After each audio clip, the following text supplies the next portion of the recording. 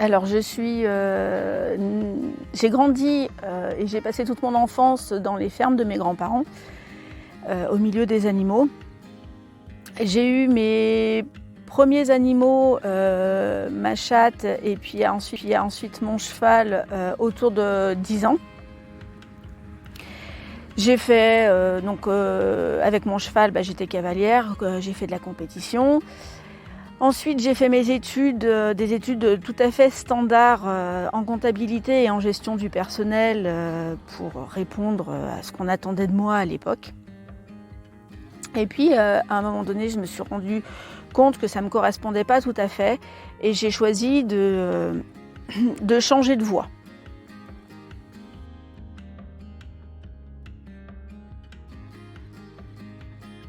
Alors quand on a eu notre premier chien, un peu plus tardivement avec mon conjoint, on ne l'a pas éduqué, en fait on a fait comme on pensait. Et on a eu des difficultés avec lui et on n'a pas eu la relation qu'on souhaitait.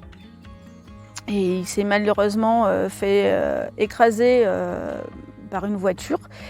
Et j'ai énormément culpabilisé en me disant qu'on n'avait pas fait ce qu'il fallait et qu'on n'avait pas eu les compétences qu'il fallait. Donc quand on a pris nos chiens d'après, donc 2 bouviers bernois, je voulais absolument qu'on nous aide à les éduquer.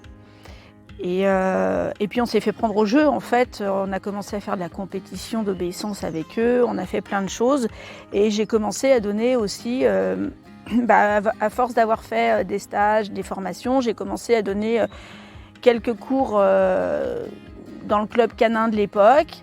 Et puis je me suis rendu compte que ça convenait pas forcément, les gens ne pouvaient pas tous obtenir ce qui leur convenait. Alors si on avait des chiens faciles, une association, ça correspond bien. Si on a des soucis plus particuliers et qu'on a besoin d'un suivi plus personnalisé, ça nécessite le travail d'un professionnel.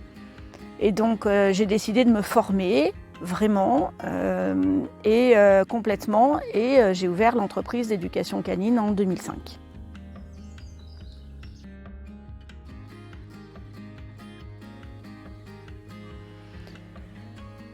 Ce qui m'a le plus marqué, c'est le fait que les chiens nous comprennent parfois mieux que nous on se comprend soi-même. Ils sont vraiment là pour nous, que ce soit du réconfort, du bien-être, ou que ce soit parfois pour mettre en évidence des difficultés qu'on a et qu'on peut faire travailler, sur lesquelles on peut vraiment avancer, en fait, soi-même.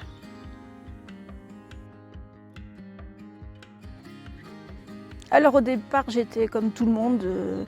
Je pensais éducation égale obéissance. Je voulais du résultat.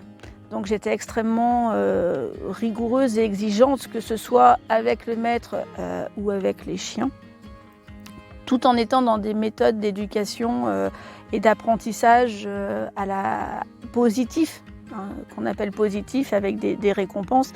Mais voilà, il fallait que je me prouve peut-être à moi-même quelque part que j'étais digne de confiance à ces niveaux-là. Et puis avec le temps, je me suis rendu compte que finalement, éduquer, c'est faire grandir, c'est amener à évoluer. Et puis, ce qui est le plus important finalement, c'est pas que le chien obéisse parfaitement, c'est que le chien obéisse suffisamment pour être en sécurité et vive sereinement, et que nous soyons sereins dans notre mode de vie avec le chien. Et aujourd'hui, j'oriente beaucoup plus les séances sur l'éducation globale, être capable de vivre en société, savoir se comporter plus que vraiment obéir parfaitement, avoir une vraie communication, une vraie compréhension entre le maître et le chien. Et puis, forcément, on a besoin d'une certaine obéissance à certains moments. Et à ce moment-là, on doit l'obtenir, mais ce n'est plus l'élément principal. Alors la première chose dont ils n'ont pas conscience quand ils viennent et qu'ils prennent conscience relativement rapidement, c'est que le chien, il sait être un chien et que en fait le premier qu'on éduque n'est pas le chien. On éduque l'humain à être en capacité de devenir maître. Alors je sais que ce mot peut choquer certaines personnes, mais moi je le vois de manière très positive. Le maître, c'est celui qui maîtrise, et pour maîtriser, il faut d'abord se maîtriser. Je le vois comme dans les arts martiaux, le maître qui a un savoir-être d'abord, puis un savoir-faire, dont les disciples, que les disciples choisissent de suivre parce qu'ils ont confiance. Donc c'est dans ce sens-là que je l'utilise, et effectivement c'est la première chose que les maîtres me disent au bout de quelques séances. Ce n'est pas le chien qu'on éduque, c'est d'abord le maître à être maître. Et ensuite, quand le maître sait communiquer, sait répondre aux besoins du chien, et bien forcément, ça sera plus facile pour éduquer le chien. Voilà. Et donc on a ensuite vient bien plus tard la deuxième prise de conscience qui est la relation très profonde qu'on a avec le chien, ce lien qui est particulièrement fort, et ça c'est avec la connaissance de leur chien, avec le partage quotidien qu'ils ont avec leur chien, qu'ils vont finir par prendre conscience de ça.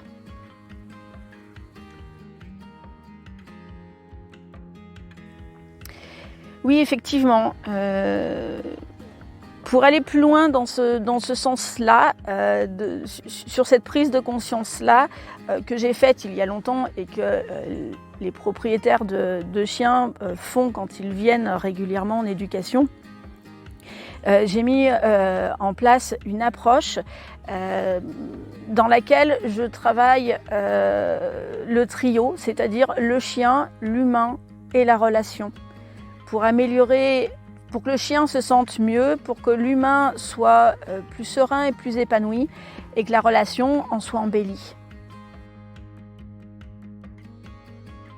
Oui, alors le premier exemple qui me vient à l'esprit, il fut assez fulgurant parce que c'est un chien avec lequel finalement on n'a pas fait d'éducation. C'est une petite chienne tervurène qui était très très hyperactive et qui passait sa journée à chasser des ombres ou même des insectes imaginaires. Et les maîtres sont venus et m'ont appelé au secours en me disant qu'elle avait des troubles du comportement. Et rien que sur le premier rendez-vous qu'on a fait ici sur ce terrain, on s'est mis à discuter. Je leur ai demandé d'ignorer les comportements du chien pour que je puisse l'observer sans interaction. Et au début, effectivement, la chienne m'a bien montré qu'elle courait dans tous les sens, elle sautait sur les insectes, elle venait nous sauter dessus. Et petit à petit, au fur et à mesure que les maîtres ont été rassurés sur le fait que j'allais pouvoir les aider, que j'allais, qu'ils allaient peut-être et sûrement voir le bout du tunnel et des difficultés avec cette chienne, ils se sont décontractés. Et la chienne a fini par se décontracter, et à la fin de la séance, elle était couchée à leurs pieds. Ils l'ont prise en photo et en vidéo tellement qu'ils n'en revenaient pas. Et on n'a absolument rien dit à la chienne. Et sur cette chienne, je n'ai travaillé que en accompagnement relationnel. Je l'ai fait à la maison et on a regardé la systémique complète de la famille avec tous les enfants et les interactions de chacun, les uns vis-à-vis des autres et les humains vis-à-vis des chiens, de manière à apporter plus de sérénité. Et ils ont gagné de la sérénité tous individuellement, que ce soit les humains ou les chiens. Et les relations ont été beaucoup plus agréables tout de suite après.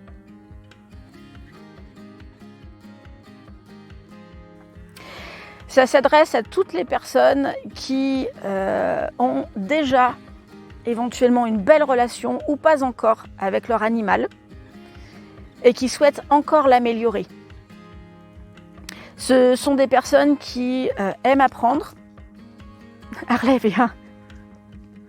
Ce sont des personnes qui aiment apprendre, Ce sont des personnes qui sont prêtes à se remettre en question et qui apprécient vraiment la relation avec leur chien et qui sont prêtes à aller jusqu'au bout, quitte à sortir des sentiers battus pour arriver à leur objectif. Alors ça s'adresse à toutes les personnes qui ont un animal et qui souhaitent équilibrer, améliorer la relation à leur animal, améliorer le bien-être de l'animal et puis évoluer, elles, personnellement. On prend connaissance de la situation, que ce soit les comportements du chien, que ce soit le fonctionnement individuel de l'humain. On regarde également la relation entre les deux partenaires. Et puis, on fait le point, on décide de travailler, on travaille sur ces 3 points spécifiquement, séparément, en général au départ, puis après on regroupe. Je dis souvent que le chien est un miroir ou un amplificateur parce que il nous renvoie une image de nous où il amplifie certains de nos comportements. Sur chacun de mes chiens, j'ai des comportements différents, mais chacun, alors de mes chiens, de tous mes animaux, que ce soit mes chiens, mes chevaux ou mes chats, chaque animal me renvoie une facette de moi, parfois une facette qui m'agace chez eux et dont je prends conscience grâce à eux. Ice est très hyperactif et je m'aperçois que plus je le suis, plus il l'est. Fly est une chienne qui pompe mes émotions à l'instant T. Donc rien qu'en la regardant, si j'ai pas fait attention de mes ressentis, je me recentre sur moi pour m'en apercevoir. Harley va être très sensible, très émotive. Donc chaque animal me montre une facette que je peux, si je le souhaite, travailler. Ils peuvent parfois servir de modèle. Ma chatte me sert beaucoup de modèle par sa fierté, par son assurance, outre le réconfort qu'elle m'apporte avec sa bienveillance.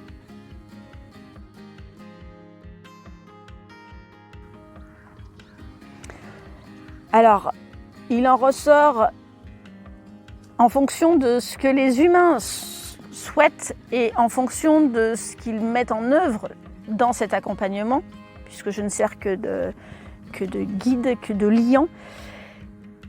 Il va en ressortir du mieux-être pour l'humain, souvent plus de sérénité, une plus grande confiance en soi. Donc c'est quelque chose qui ressort d'abord dans la relation avec le chien, mais qui va finalement ensuite rejaillir sur l'ensemble de la vie de l'humain. Le chien, qui est le miroir, forcément, si l'humain se sent mieux et plus posé, il va se sentir aussi mieux. Il recevra, la structure relationnelle sera certainement plus équilibrée. Et donc, il gagnera également en autonomie affective, en sérénité, en bien-être. Et la relation sera beaucoup plus harmonieuse et beaucoup plus épanouissante.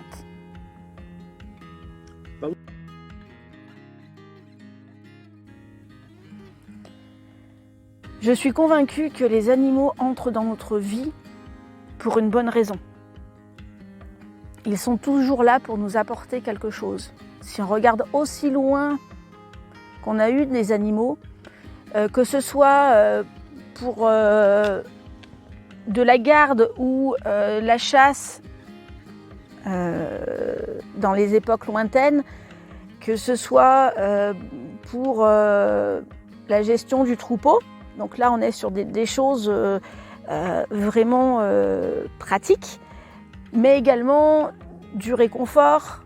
Quand on est enfant, tout le monde se souvient des chiens de leur enfance comme étant des chiens qui leur apportaient énormément de réconfort. Et ils viennent aussi dans nos vies pour nous faire avancer.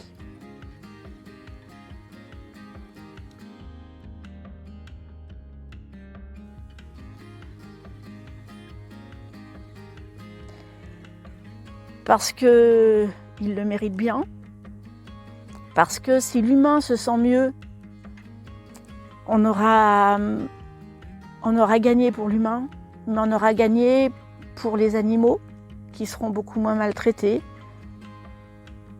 volontairement ou involontairement. Parce que ça nous ramènera à ce qu'est réellement la vie et ça nous rapprochera de la nature qui nous permet de vivre sereinement sur Terre.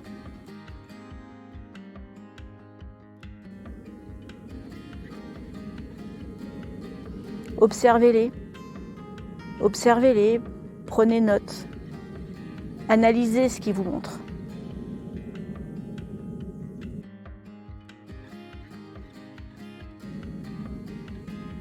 Alors le plus simple, c'est de prendre rendez-vous avec moi. Un rendez-vous gratuit de 30 minutes. La personne m'évoque sa situation. Je lui donne déjà quelques conseils et puis on voit s'il est pertinent d'avancer sur un accompagnement plus complet.